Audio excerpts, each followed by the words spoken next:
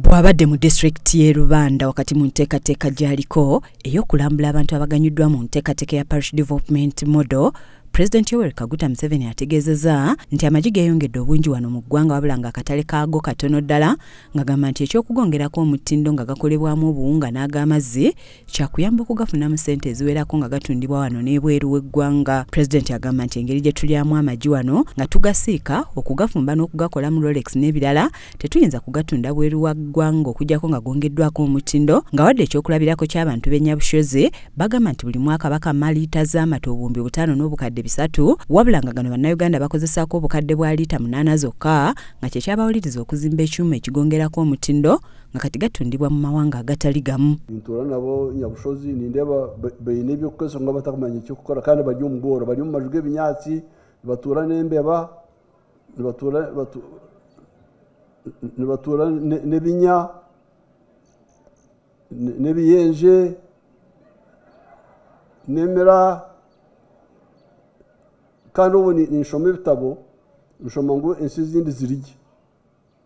hati nyebuza abantu abahandi basaba batakubajye itwabito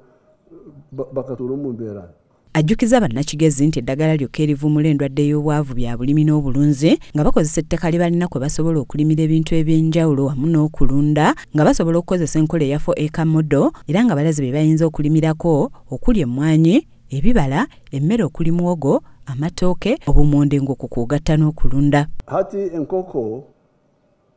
n'empunu n'embuzi nk'uko mwagamba nizenda amaizi kandi amaizi agahaihi gatari gokuza kwihare abako kuza kwihare nikija kubaremesa kutahira enkoko katahira no kibasota so mbona mbahire challenge aba government okukora enteekateeka y'okushyikira amaizi hariburuka ningashi buri kyaro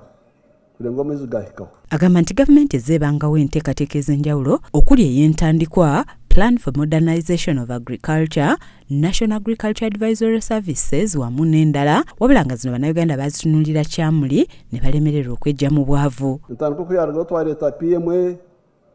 Plan for Modernization of Agriculture United Bajifo twaleta NADS tubafuye twaleta Operation Wealth Creation nambona uri wakisoro nsheka nabo ezeine akazi Operation Wealth Creation naba kabarwaho muri kigeze kandi mbashanga so konka mwene ezo zona kunagiye kucyetegereza natandika kurira abantu bagira bega biraboka ngo aba Operation Wealth Creation. President Museveni ategeezezza bannakigezi nti ekyokusaba enguudo, amasannyalaze, amalwaliro n'ebirala tebiyinza kumalawo bizibu biri mu maka gaabwe kuba ne we baddayo eka basanga obwavu bubalindiridde. Abuke amandi bakono bagamba enguuto, tarmac roads, amashomero tenor kurara mu nguuto kubukwira buri muntu atahomo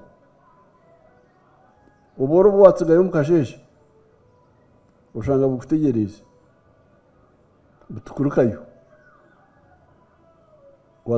uboro watsigana kirya. President alambudde omukyala Akampirira Evans ng'ono ategeezezza nti enkola ya Parish Development Model yakyusa obulamu bwe nga yafuna ensimbi akakadde kamu mu mwaka ogwa 2023 n'atandika okulunda enkoko era ng'amagoba ge yasooka okufuna gaali ga mitwalo 75. Onga kutwahikirayo egyo miliyoni eyi yaratoherereza babasharagaho eza banka charges tuyayo emitwalo 99 naleta 99 nyonga nayeteekateekire kiju ky'enkoko nayikandagula enkoko katandikanisa enkoko 50 ezokumaturagura mashi ezokugula emibazi hamwe n'ebyo kuliramu n'ebyo kunyweramu kuzana enkoko na manuwa y'enkoko enkoko nihamu miliyoni 1.5 nija miliyoni 1.6 nija nato manuwa nabonamu emitwaro 30 ya manu. Agamba nti enkola eno emuyambye nnyo nga kati alunda enkoko, embizzi kw'ossa n'okutunda ebigimusa nga kati asobola okuweerera abaana be abaali baatuula edda nga tebasoma nga n'abalala abafuna ssente za PDM ne bamanya ekyokuzikozesa kati bagagga. Bamwe baba buli gwe fees naja kyoni mugumize mu mwege nyine hinda hinga ndondemu abahingi nabo banduhure hakuhinga kandi mbone emusharuro ebihimba mbibone taza kugura mureko kugoba nashwa nabonamu manuwa najiguza naguramo empunu